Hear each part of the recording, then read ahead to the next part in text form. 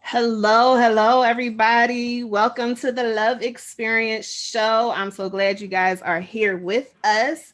My guest today is Renee Jackson. And let me tell you who I am because y'all need to know. So, my That's right. name is Ashley J. I am a relationship coach and a therapist and the host of the Love Experience Show. And every week we have a new person on. And you guys, I'm excited to say this. The month of March and April is completely booked for the show. Woohoo! May, I'm trying to decide if I'm gonna stop after April, take a little break, and then come back with season two. Still trying to work on it. But if you are interested in being part of this show, all you have to do is tag me and say, Ashley, I want to be part of the show, and I'm going to get in contact with you. Okay. So Love it. my guest today is Renee Jackson. As I said, she is I don't know, she's been friends with my family for years. I was a little kid. I was Exactly. You little. are. You are, baby. You are. So she has been friends with our family for a very, very, very long time. And she is coming on today to talk to us about True Love Exists. That's the title of today's show. So, Miss Renee, you want to go ahead and take over with your introduction? Okay. Thank you for having me today, Ashley. I'm really excited to be here. And yes, the song that came to my mind was Luther Vandross, "Forever and a Day." That's how long I've been with your family and a part of you guys since you and your sister were babies. Y'all used to come over and get your hair washed. So anyway, with your mom. Um, my name is Renee Jackson, and I am a mom. I am a mompreneur because I have two boys who are entrepreneurs in their own fields, and then I am a caregiver, and I am an action coach and of Nazer Jackson, action coach. I help people like myself at the time, single mom, two little kids, and I received a lot of help from people during that time to make really important decisions that still needed to be made, even though my heart was broken Mm. at the time. And I am excited that now I get to help people in the same way. I come alongside, I help them get focused, get out the clutter, and take those steps that is required, because action is always required in some area of our life. Yes. Yeah, so, and I am happy to be here today with Ashley. So my kids call her their god sister, and that is what she is. So Even though they are a lot younger than me, but it's okay. she's their god's older sister. Yes. Yes, yes, yes. So, what do you want to talk about? We're talking about, true love exists. How does true love exist for you? True love exists for me from I'm gonna go old school, basic, back to the word. I even had to look up my scripture because I needed to. I don't want to misquote God. He is like, but I don't think you can go wrong with the Corinthians 13, and it just gives you the framework of what I call like the basic love scriptures. Because if they're not operating there, then they are not operating really in love the way God designed it. So I'm gonna read it out the NIV, and it just basically, I'm gonna skip down to let's see, 4. I'm gonna Okay. First Corinthians 13 and 4. I'm gonna read that actual thing. It says, love is patient, love is kind. It does not envy. It does not boast. It is not proud. It does not dishonor others. It is not self-seeking. It is not easily angered. It keeps no record of wrong, that which in some ways you think that's impossible. Right. Not delight in evil, but rejoices with the truth. It always protects, always trusts, always hopes, and always perseveres. Love never fails. And it goes on, and it's a whole thing. But I think that little piece right there is what I was kind of thinking of today when I was thinking that love does exist. It does. It does exist. It is here. And we have a guideline. Like I can, really, let me just look at something else. Okay. And I don't want to take over the conversation. So you just tell me. No, well, it's about you. So, you do what you have to do. But, a lot of people, I'll jump in while you're looking for what you want to talk about. Okay. A lot of people tend to believe that love does not exist anymore, maybe because of personal situations, things that have happened to them. Yes. Like speak for myself, my story that I have told and shared with you guys. It would have been very easy for me to say that love doesn't exist and I don't believe in love. Like I could have gave up a real long time ago. Yeah. But Yeah. because since we're talking about scripture, because I have a Christian foundation and know that my God is the one that created love, I cannot believe in him and not believe in love. That's true. Can't do it. It doesn't make sense. Right. Right. That is so true. You're right about that. I think go ahead, finish. No, go ahead. So I think I'm so glad you said it like that, because that when I say that love does exist, it does for that very reason. Mm-hmm. God is not just, he never changes. He's the same. Like he was here from the beginning and all the way to the end, and all in the middle. And he is love.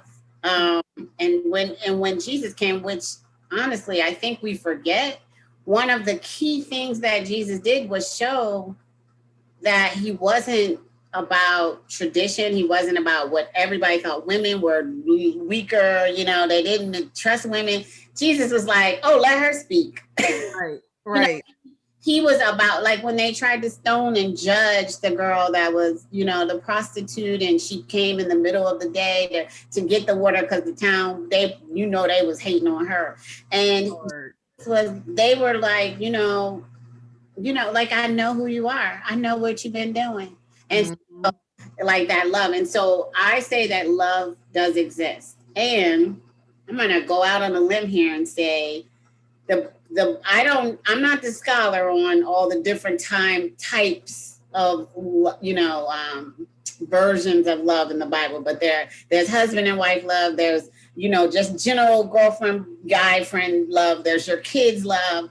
What agape love, I think, just like, the fellowship and all these different types. But this is what I'm going to say. I believe that there is,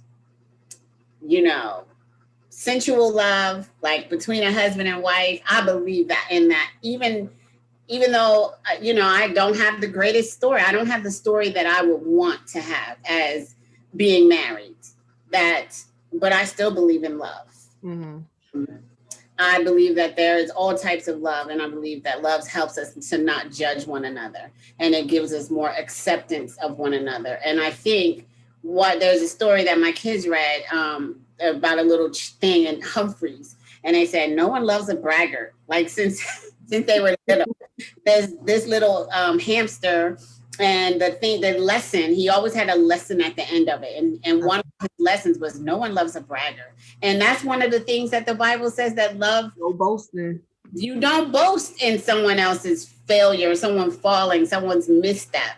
I mean, that's not love. And Right. that's why love exists. Of course it does, you know. Right. And even to piggyback off of what you were saying about how Jesus was not traditional, um, he he accepted everybody. Yes. He showed compassion to everybody, even the doggone Pharisees and Sadducees. He would cuss them out, but he would still show them compassion. Wait. Jesus did not cuss them out. Yes, but he would tell them off. Okay. Wait a minute. He would tell them off, and Right. he was showing them compassion still, Yeah. because when he died on the cross, he was dying for all of everybody, all of it. Everybody. So that makes me say, well, we can't hate anybody. You're not supposed, and it tells you in the Bible, don't hate your brother, don't hate your sister. But Yeah. because Jesus is the human form of God, Yeah. he was walking this earth and showing us He showed us. how we are supposed to love each other, y'all. Yeah. Very So practically. there should be no separation between any person. It doesn't matter what they look like, what they identify as. We still have to show them love, no matter what. Right. Right. And so this is the key though, because this is the thing that I love about Jesus and I love about the word. Like, I know we get it twisted as human beings. We get it twisted. We think it means, let someone just, I love them so much, and then I get to stay in a very negative relationship. And it could be physical, it could be mental, it could be emotional, it could be anything. And if we go back to the basic thing, Jesus is like, I'm telling y'all all this so you know it ahead of time. And it goes back and he says, love is patient, love is kind. So I'm not saying that you're not gonna get pissed, like you said. Right. Right, somebody, especially in a close quarters like it is right now, a lot of people have gotten cussed out because it's just squeezing you to the wall and it's bringing all that stuff that you were able to cover up because you could go in your car and go to church or go wherever. Yeah. Now we're all locked in and locked down. Oh, somebody's getting told and using some real not nice words. Yes. But that's true. But the thing about it is, if we talk about that love does exist, and we don't have that frame of reference that God gave you, He's like, "Oh, here, use this whenever you talk about love. This is what I want you to be talking about. I want you to talk about the kindness. Mm-hmm. It's not to walk over me." And I'm just ridiculous, but kindness. What is kindness? And what is the big saying? Everyone says, be kind to one another. Be kind. Like, kindness is key. But we know what kindness is. And when Mm-hmm. you're not getting it, you know what it looks like. Or when you're not giving it. It's both Right. ways. And then it also says that love does not envy or boast. It is not arrogant or rude. Oh my goodness. I mean, we know that people are rude to us. We know that we know, we see it, but yet somehow we have titled it as love. Mm-hmm. But it's really, if we're honest with ourselves, we got to do the T, the pros and the cons. And the name over it is what is love. And we start putting stuff in the box, and probably some of those cuss outs, even though we've put it in, no, he loves me or she loves me, she was just having a hard day, and we still put it in the love box, it really doesn't go there. It will go on the other side. And you know what? With you saying that, a lot of people, I'll say for myself, the most toxic relationship I had, I thought, okay, he loves me so much that it's okay for him to call me or text me throughout the day and say, are we still boyfriend and girlfriend because this lady asked me out on a date? Wow. That was, let me tell y'all, okay, I'm gonna be honest with y'all. Y'all know I'm transparent. Yeah. So that right there was my fault because I did not think of myself or hold myself at a higher standard that where that would not be okay. I was at a point where I wanted a boyfriend. I wanted that guy that would come and pick me up from work and stuff like I wanted all of that. and I got it, but it was in completely the wrong package because I didn't know who I was at Yeah. that, and I struggled a lot with being happy with me. Mm. Yeah. So I was trying to find that happiness in somebody else Hmm. and looking for somebody else to validate me. So Yeah. that's where that negative, toxic love comes from. Yes. We are in a place where we're just desperate for love and we're going to take it any way we can get it. And you're so okay. So what I would say is that word, what we would have to do is, because I was just talking to someone earlier about this today, about the attention seeking. And when you get to the point where you are like, whether it's good or bad, it's attention. Mm-hmm. Oh, this is what he said. Whether it was something about news or advertisement, whether it's good or bad. As long as your name is out there, it's somebody's talking about you. So Yeah. we're calling it love, All and in publicity, actuality, it's publicity. not Go ahead. love. What'd you I say? was saying that saying all publicity is good publicity or something like that.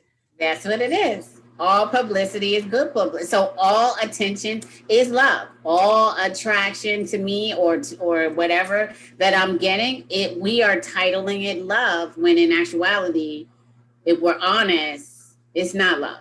It's not. It's not love at all. It's nothing even, um, and that's why love does exist, because we have put everything in the love basket when it doesn't really belong in there. Because it's really a special basket, and you do get it. And I think the crazy thing is, I've gotten love from conversations with individuals in the airport, and who or like for instance, the lady who babysat Caden when he was a baby, who we got a card from. Now Caden's 11. She babysat him for maybe 2 years, and Mm-hmm. she sent a card for the holidays for Caden, and was just saying how proud she is. I mean, we have not been in, but that connection was made, that respect was there, and every time we talk, it's never like we got to catch up, like Mm-hmm. we just talk. So that relationship, that common kindness, and that is love. In Mm-hmm. my opinion, we're getting love from areas that we're not acknowledging as love. Oh, that's my friend, or that's such and such. But that is where the love is coming from. I would agree because there are times when, like, my best friend will say, "Don't be mad at me, Nicole." But there'll be times when my best friend would say, before a long time ago, she'd say, "I love you, Ashley." I would be like, "You're my friend, but you're my friend that I call my sister. So why can't I love you and why can't you love me?" That's the craziness about the way we think sometimes. Right. Exactly. Exactly. Teaching ourselves about it and what it is, and sitting with it, and then we can also teach our children really what it is, because we are the example. Not everybody, but I can just say we have taught them what we knew, and I thought this was love. And then it takes a lot of courage to go back, especially when we're talking about our children. That means we're admitting, well, hey, I had everything in the love basket and it wasn't love. Mm-hmm. I need to be able to, like you said, be transparent and say to my child, or else that thing is going to be generational going on, and the whole line. And you're like, well, wait, all y'all got into a negative relationship? Everybody for the last 4 generations, everyone was in an abusive, you know, you don't want that. So someone has to be brave enough to stand up and say, oh, wait a minute. This is everything is okay. Let's dump out this basket. Yeah. Let's dump Yes. this basket out. It's not all love. Let's go piece by piece here Yes. and start over. And they'll be like, well, wait, mom, what are you saying? I am saying I got it wrong. I am saying that I got it wrong. I didn't know. I did, or I didn't. I had gone so far into it when I realized that it wasn't love. I wasn't willing to be strong enough to say, wait, stop right here. This is over. I wasn't, what I'm saying is until you know it for yourself, until I Mhm. know for myself what love was. And of course, now I understand when the Bible says, love your neighbor as yourself. I did not love myself in the love lane. I wasn't kind to myself. Right. Like you said, I could hear someone calling me the bitch word and be like, well, what do you want? What time is do you want to have dinner? I mean, Right. it was still on the table. Are you kidding? It was like that is not even the. We haven't even delved deep into the love bowl. We just are Right. stopping at the. That is not kind. That is rude. Like, why would you call me outside of my name? But I was like, I accepted it. Right. Thank God, I learned to love myself with the help of the Lord and with accountability, with transparency, like you said, with the ability to be able to say or allow people to say, "What are you doing? Yeah. Wait, what are you doing?" And so basically saying, allowing someone to come into my life to challenge my thinking Mm-hmm. because I was doing what I thought what was right. So, and I feel like I'm a whole lot healed better. So because I'm a whole lot healed better, I can definitely have those honest conversations with my kids, and they can be a whole lot healed better when they now in their relationships today. They don't have to wait till they get married. Right. They don't have to wait till they have that, they've met their mate. They can literally, like, we can talk about their friendships and say, well, wait a minute. So he threw dirt in your face and he laughed at you when you fell down. Now, let's see. You know what I'm saying? Like, you Yeah. really keep it. So if you're teaching them now as they're younger to really look at the relationships and say, is this kind? Are they being rude? Wait, you mean when I was successful? I mean, I told you I have two boys who are Mhm. entrepreneurs. The one who is the younger one is constantly has had to deal with young kids saying stuff about him for just doing what he felt God told him to do. And they've kind of teased him. But I've been able to take that back to, okay, now are we gonna be broke down because of what their opinion is? Or we're going to understand that's not kind. So probably they're really not your friend. So how much weight does that comment have? And, Mm-hmm. and then how much are you now going to share with that friend? And Mm-hmm. it helps him make decisions when he goes into, the playground or the gym. It's not that you mad at those people.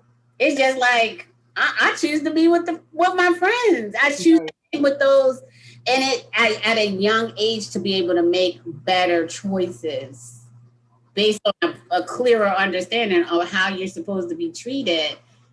And I just think that it's a gift that we give. It is a big gift, and I kind of want to stay in this lane with um teaching our children something different. Yeah. So how um well, my mother, she's been honest on her live and said that, after her last marriage, she came to us and apologized to us and everything. But after children Mm-hmm. see something unhealthy or unhealthy, see our parents in an unhealthy relationship, Mm-hmm. how, as a parent, do you show them something different? How do you unpack that? Because I know for us, that we held on to that deep, deep, deep down. Yeah. And it has affected both me and Adrian in different ways, and Yeah. our step siblings. Um, Okay. Okay. so as a parent, how do you unpack that? How do you get the strength to say, you know what, I messed up, and Mm-hmm. Mm-hmm. this is what we are going to do from now on, or this is how you should move from now on. I love that question, Ashley. I think you said something and it really just visualizes for me a suitcase. Mm, You literally unpack it. I mean, it because it literally is, that is the greatest visual because everything is shoved into that. mm, What has been seen, how it's been processed from one child to the next child. And I think that opening up the suitcase is the first step.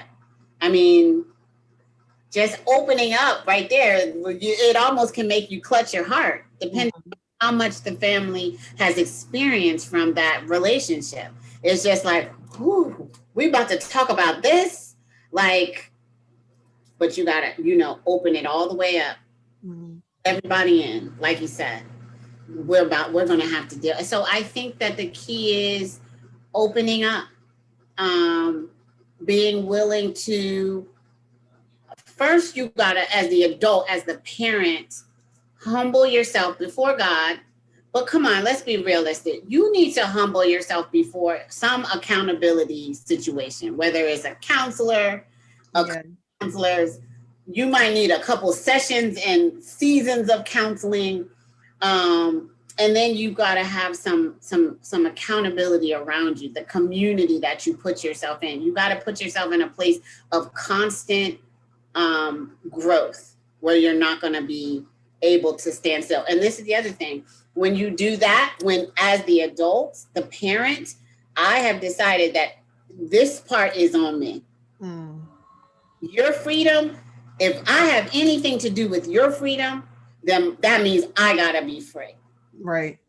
I gotta be willing to let those blinders, those things go down. So this is for me. I can just talk about my own experience with my children. My oldest, I think he definitely, I believe he definitely saw more because he was a little bit older and probably understood more. But I'm gonna say this: even though a child is young, and they might not understand because they're younger, their spirit man still picks up. Even Yeah. they might not understand there's yelling and there's craziness going on in the house and cars are driving fast and doors are being slammed and all kinds of stuff. People getting cut that they might not understand all that, but their little spirit man is feeling that. If you believe in that we all have a spirit man inside of us, then Right. they're experiencing it at a different level. So let's unpack it where we are. We, Mm, we can't go back. So let's open it where we are and let's talk about what we can talk about today. Where do I start? And I think that those conversations should be had with a professional first, because okay. you need to make sure as the adult that you have really processed it and you have really processed, because it's not the child's fault. It's Right. not their fault. And they're gonna ask questions because kids will ask questions. And I don't care how old they are. They want to ask questions. So honesty, right? Mm, And an announcement. We're gonna do things different. okay. The first step could be a meeting. Let's have a meeting. Come on in mom's room. Let's go around the kitchen table. Let's go around the picnic table. Let's go to the park and everybody sit around in a circle, whatever it might be. Let's have a phone call. Let's have a Zoom call, because the initiation has to be from the parent. Family, we're going to talk. I need to be honest with you. And then lay that thing out, those top three things are. If you need to tell them, we're going to start talking, about this situation in our family, and you're going to call it what it is, Mm, and you're going to tell the kids that it's time to talk about it. You're going to talk about your part. mm, You believe that is your onus, and then you're going to say, and then you are also going to now be able to talk to me about your questions and your concerns, and that is just the first step. It's a process. yeah. That's the first many, and then you have impromptu questions. I've had, like, I'm walking to the laundry room and one of the kids is going outside and they'll be like, "Oh, mom, why did dad leave again? Just where did that come from? Where did Yeah. that come from?" However, I'm gonna tell you something. When you unpack and you open that door and say, "Oh, it's not secret, it's not off limits anymore. It's not the death threat and the death eyes if you mention it. Now they feel free to say as it comes up because they're hit as it comes up. Well, who was this other person? And Mm. why did why was it your fault or was it their whatever questions that they come up with, what they come how did you feel when why can't y'all get married again or what Mm. whatever questions come out of their heart. Mom, dad, we don't have to freak out. You opened up the suitcase and you're now unpacking it, and now they get to ask their questions. Is that good? Does that make sense? Is Uh, you've created an atmosphere for learning and for growing, I believe. yeah. And that all everything that you said was awesome. And I have another question. So, as a mom, because this is for some reason this is what we do. Uh-huh. But as a mom, do you take all of the stuff and say it's your fault, or do you place blame where it goes? As a mom, I have opened the door for them to ask questions, any question. There's no question off limit. As a mom, also, I also believe that I cannot, like, I can't change what someone else does. We can only change ourselves. Mm-hmm. We are responsible, like, eat the healthy, because we want to be healthy. Mm-hmm. Healthy kind of a idea, the only person you really can change is you. So if you ask me a question that is really, I was at this point, I'm the mom. So if you ask me a question, and honestly, dad did that. Like, dad is really the one that can answer that question. Okay. I have said that is a question for your dad. That is the question that well, mom, no, and this is a real conversation. Okay. We want to know what happened. What happened between you and dad? Like, they want details. But this was a few years ago, so they were a lot younger. So it's number one, you want to use wisdom. You're not trying to you know, re-hurt them.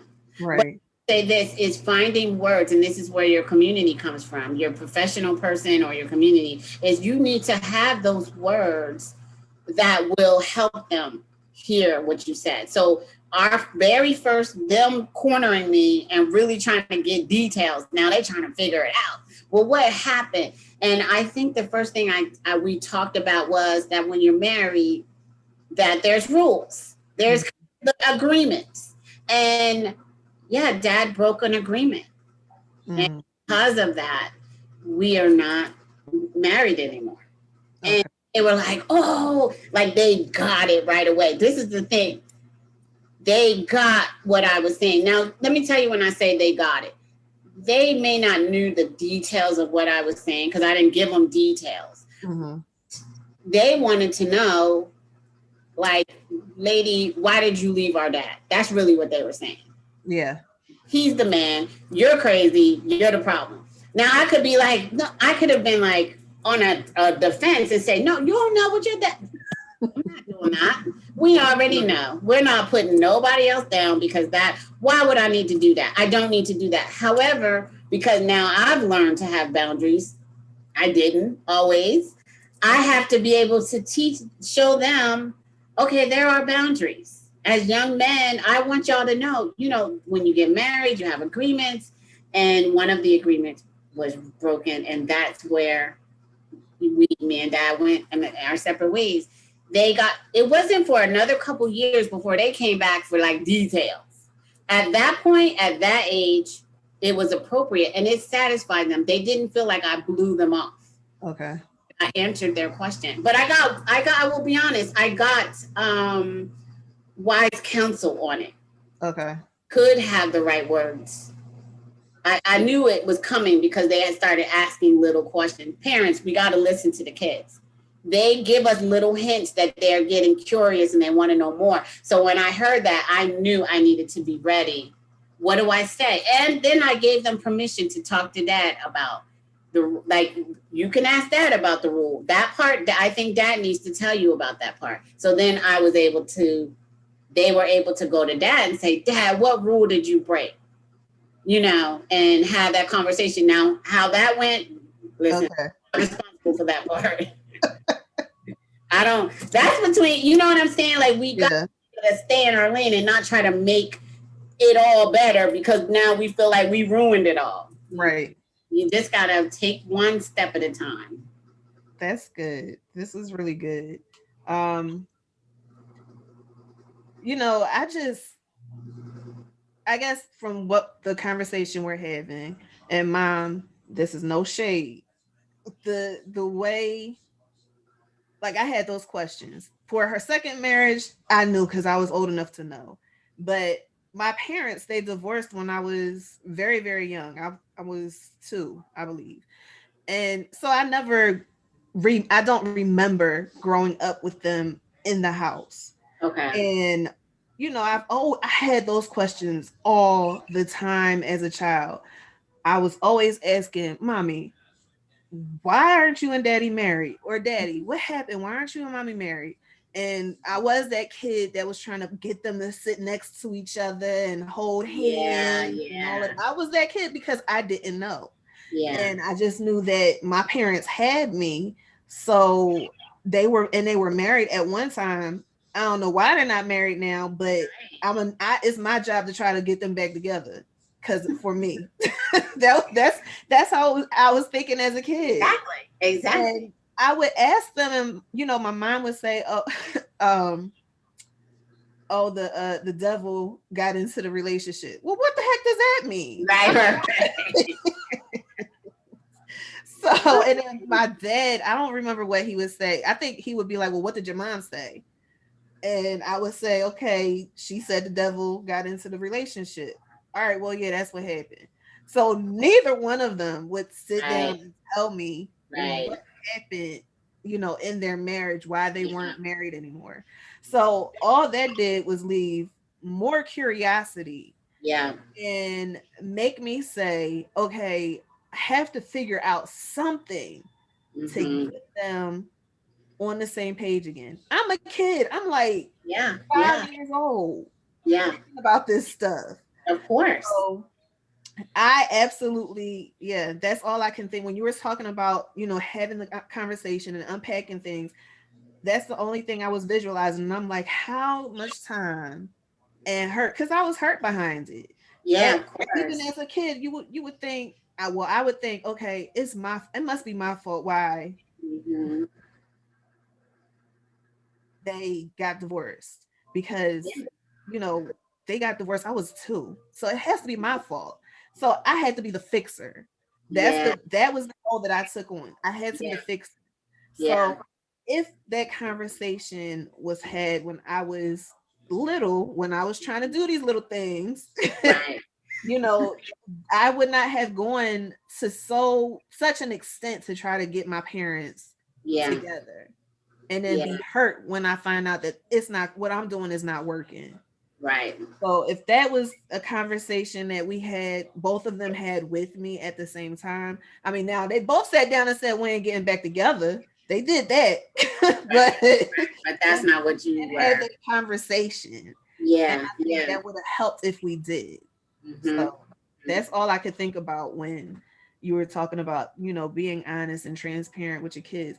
I don't know why we as parents don't feel like we can be transparent with our children and honest with our children about different situations that we have gone through. Yeah, Um, because think about it like this, y'all. If you're honest with your children and talk about those things that may be hurtful for you, but you still got to talk about it because in some way it's affecting your children. Guess definitely. what? They're not going to stop talking to you when they get older. They're going to Right. continue the conversation. Yeah, And you won't go through the stage where they just don't want to talk to you yeah, because you're being open with them. And because you're being open with them and being transparent with them, they can trust you enough for when they get into that phase, those teenage years where they are okay with opening up with you about what's going on with them on a daily basis. yeah, yeah. That's true. That's good. I think too, I think actually we're learning, you know, we're learning. It's like parents are learning, and I can say for me, I'm very grateful for even having someone to even talk to find the words to say to them, but also my heart as a parent wanting to heal myself. And the other thing is you know, part of it is maturation. It's growing up. I've had to do, I've had to make decisions for my children because of decisions that I have made. I'm, Mm-hmm. you got to own it. It doesn't mean that you're excusing the other person, but we also talked about healthy love, Right. owning our own stuff, like being responsible for me. I can't change what someone else does, but I can only change what I do. And one of the things that I definitely did at the beginning of, you know, the separation as my kids got older is that I tried to protect them so much. And it came a point in my life, my Renee's life, not Renee and the kids, but just my life, where I had the God had really challenged me about why it's important to be honest. Mm-hmm. And honestly, I'll have to be honest. I learned it through going through my breast cancer diagnosis. And Mm-hmm. they give you a generic book, right? It's a thick book. And it just tells you all the things that you need to face and deal with, and different stages and all kinds of words that you never thought of. And there was one part in that book that was talking about how you go through your diagnosis and how it will affect the family and mostly, you know, your children. And it was saying honesty is the best way to go through it. It was saying that even statistically, the children do better, you as the patient do better, and the whole family as a whole does better if you're honest, if you're open about it, that you don't make it a secret. And I was blown away by it because it was saying how the kids could get to the point where they didn't want to talk. They felt like if they said something, it would make you upset. You know, it gave you all of these scenarios about the pros and cons of honesty. Mm-hmm. Are we good with time? I don't No, want we're good. to. Okay. And so in that, I had to make a decision whether I was going to be hush hush or just tell them and we were just going to go through it as our little secret nugget, or was I going to make it a healthy scenario where that they never felt like they couldn't, because we could have our talks and Mm-hmm. a month later, I mean, or a week later, or the next day, the kids, you know, they want to come back and say, well, are you okay? Is cancer bad? Can I say that word? So I made a decision. I said, I'm going to choose the way I want my kids to not be afraid of an illness. I don't want them secretly, and this is what they say, that kids will suffer secretly. They'll be Yeah. afraid that you're going to go away. You're going to go be with Jesus and they won't be at school or stuff. I didn't want that for them. So I chose to open the book, open the door. So we started with our first conversation. I talked to them about the diagnosis. I talked to them about in their age appropriate way, but it was not a secret. And I went on from there, and it across the board. I had my conversations with the family. I had the kid. We came back. We had conversation. Now listen, we wasn't having weekly cancer conversations Right. because that is ridiculous. But I'm saying, you know, in a healthy way, they knew it was okay. It was never not okay for them to ask me a direct question. It was never not okay for them to talk to their friends about it. It was never not okay for them. Their teachers knew. I made it an open book because Mm-hmm. I wanted them to be able to talk about whatever they felt like talking about. And we talked about it, and we were I was a safe place for them. And I'm going to tell you, out of that choice, I said, well, what the heck am I doing? We should openly talk about our family issues. Like the fact that, you know, me and their dad are not together and our family live in different states. Like everything started opening up. Well, we should talk about everything openly. They should feel free to come to me. I shouldn't try to protect them from stuff happening. And And I'm telling you, I definitely got professional help. I got counseling. I have a great community, a great tribe. And with all of that in play, we were able to maneuver from Renee holding everything and keeping it just secretly talking to my girlfriends in the room to, okay, come on in, guys. Like, let's talk. Like, okay, we're gonna have a family meeting on Friday and let's talk. And I believe I definitely am better for it when they come back to me with the hard questions. Like you said, why can't, like, we're watching a cartoon and the two characters on the cartoon are getting married and you get looked at with the little cute eyes. Mom, why can't you and dad get married again? Right? But we've talked about it openly. So I'm like, well, I know it's hard. Yeah. There's no love. We don't even have to have a whole long conversation. I get it. It's just crazy. But they understand why mom and dad are not together, and he also understands that those feelings are okay for him to have. Okay. So I don't, I hopefully that makes sense. But I think honesty is the best policy, and it's just like you gotta kind of like baby step your way through it, especially if it's new to you. Mm-hmm. Was new. I was like Secret Service girl. I was like, I have a trench coat and my hat, and I'm like coming around the corner, like, oh, we're not letting nobody know nothing. It's all a secret. But now I'm like, woo, thank God for the open book. It's so much better for me. I'm not telling you my business, or Right. I'm not telling you my life story to make you think anything about me.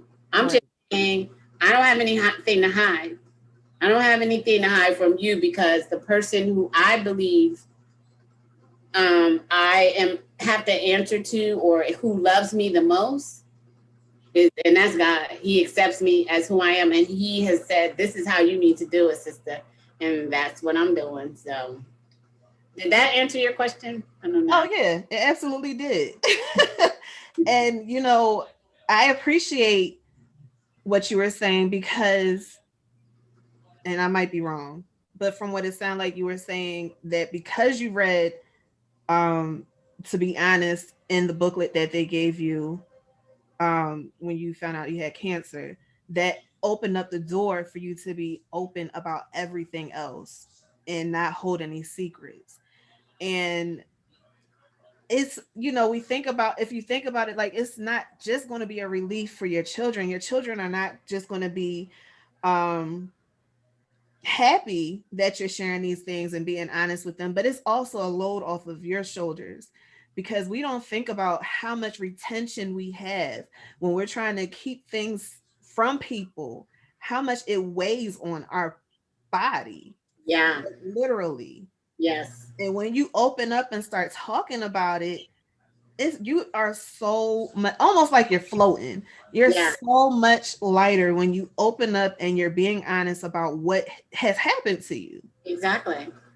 So, it's not just good for the kids, but it's good for you too. It's good And for. it may be, for people, it might be a part of the reason why, healing has taken place, not just in your spirit and your heart, but in your In your body. physical body. Yep, I agree. So Yeah. I commend you for that. And I really feel like, a lot of us as parents, I am the one, my mom has always, and she still tells me I talk too much, I tell too much. But I am not trying, I used to be the person where I held everything in.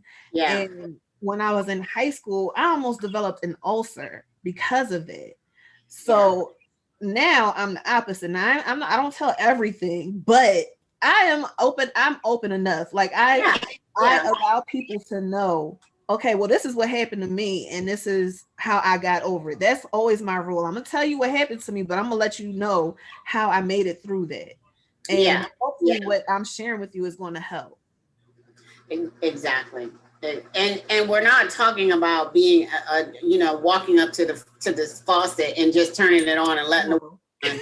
Because the what benefit is that? That's not a benefit. And even and I think it's also it's just a part of I don't know, I don't want to call it culture, like I can speak for the culture, but I can just say for me, I felt like just you don't tell, you just tell bits and pieces. You can't just speak like, and then the flip side of it is, I know I didn't finish that statement, but this is what I'm gonna say. The flip side of it is the people that you're around, are they not safe? Is that why when I say something, everybody's in shock and dismay because um, you are not safe. You're not a safe space for me. Like, I'm just saying, why have we created this thing where if someone says, um, I'm struggling with coffee. Okay, we'll keep it clean. We'll keep it simple. I'm struggling with coffee. I'm secretly drinking 16 cups of coffee every day and nobody knows it. Like, I have nobody I can tell that to. Like, all of y'all are like, oh, we don't want you. We don't really want to know that it's not 16 cups. I mean, sis, like, we water everything. Then those are not the people for you. Like, for me, that's not your tribe. That's not your community. Well, you got to be around the people that you can say, I'm struggling with 16 cups. I'm struggling with lying. I'm struggling with not wanting to. I'm struggling because my husband has a mistress and I know it, and I'm struggling because it's a secret. I don't have anybody I can tell. How do I get out of this situation? Like, whatever it is. Mm-hmm. With, if the people that are around you and you can't tell them, that's not your tribe. I'm sorry. I mean, that could be your family, your kinfolk. I'm not saying that you got to cut your family off. I'm just saying that just means you have the job to go search for your community. You got to find that tribe that you can be honest with. And I believe in it. You might need to pay for that tribe, meaning you might need to go and pay for those counselors, go to your insurance company and pay for that couch that you can sit on and tell that person that is a professional what your issue is until you can create a tribe. And it's a process because people, it's not like they don't love you, but sometimes they don't know. They don't know how to be your tribe in that area. So I just feel like I'm trying to answer your question in the sense of we need to grow up as adults, as parents. We need to be able to apologize to our kids today, and if we got to go back tomorrow and say, you know what, I got it wrong. I'm sorry. Apologize again. And we're not taking their job of making their own choices, but we are taking responsibility for the fact that we are the trainers. The word train up a child in a way that we are the ones that are supposed to teach you how to love God, how to pray, how to cover yourself, how to know what love really is. And we messed up. We screwed up. I didn't even know. You know what I'm saying? So we have to be willing to own that and understand that kids are so amazing that they will love you. You can listen, we know it. We see the alcoholic who the children don't want to leave that alcoholic parent. They're not like, oh, my mom is an alcoholic, so I don't want to have nothing to do with her. Well, mom left us at the bus stop for 5 days. Now I'm going to go. I do want to go stay with auntie, but I still love mom. Like I've learned my lesson. I want to go stay at auntie's house because now I have a roof over my head, but I still love mom. Mm-hmm. We got to just realize that God set it all up for us. Love does exist. And it does. Go ahead. You want to say something though? No, I was just going to say that love does exist, and we just have to allow ourselves to be loved, and we have to love, each other. And I'm glad, that you are talking about it from, a children perspective. I think that we have to realize that, like you said, the children grow up and they're still and they want to know. And if we're not willing to humble ourselves, get over ourselves and just be like, my God, I messed up. I don't know what I was doing. And I did it for a long time. Mm-hmm. Everybody suffered from me, but guess what? We can start unpacking today, and the healing can begin today. Yes. And the healing does not have to equal the same amount of time it took to break it. Right. And can be shorter and quicker and more perfect. It can be just more perfect because you do it God's way. That's what I think. That's what I believe. I do too. Let me say this. If you guys have any comments or questions that you want to ask, go ahead and drop them inside the comment section now. And I want to go back to, really quickly. I want to go back to when you were saying talking about the culture. I'll say it's the culture. Yeah. It's the Okay. culture. Okay. All right. Because we, you know, we're taught, okay, what goes in the house goes on in the house stays in the house. And Yes. Yes. it Yes. it is, that's it can't be that way because nobody could get help. If it's something, you know, that people are in danger over, you can't get help if we're sticking with the, what goes on the house stays in the house. That's the culture. That's how we're raised. And perception is everything. Yeah. So because, we might be, there might be a pastor of a church, or you might be the mayor, whatever the case may be. Because of that, you don't Yeah. want anybody to know your dirt. So perception is everything, and we want you, or we are taught that the way people perceive us is important. It is. Well, I want you to know that I can make mistakes, and this is something new for me within Okay. the year, because I was that person where I'm putting up a front in front Okay. of, but you know, I'm okay now letting y'all know, seeing not all the laundry, but letting y'all see the laundry. No, not all of it. Some of it I'm is okay with whatever. some of the stuff. My husband might be upset with me, so I can't say all the laundry. Yeah. Let's see. We had some comments on YouTube. Aunt Lindsay and my mother said hello. Hi, Aunt Linda. Hey, Les. My mom said he is the creator of love. Yes, he is. Marcia Mayfield. Hi, Marcia. I'm not sure if I know you, but Marcia Oh, Mayfield said hello. hey, Joy. Yes, yes. Okay. Um, I like to say he showed us how to love without judgment or prejudice.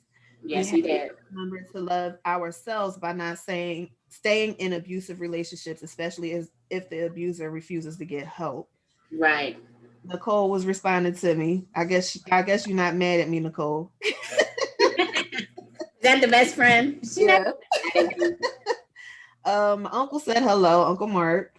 Hi, Uncle Mark. Um, Aunt Linda said honesty and announcement. That's good. Yeah, yeah. And my mother says sometimes we think we are protecting you. I know that's the intent. I get that, but sometimes that protection is doing more harm. Not all the time because it's not.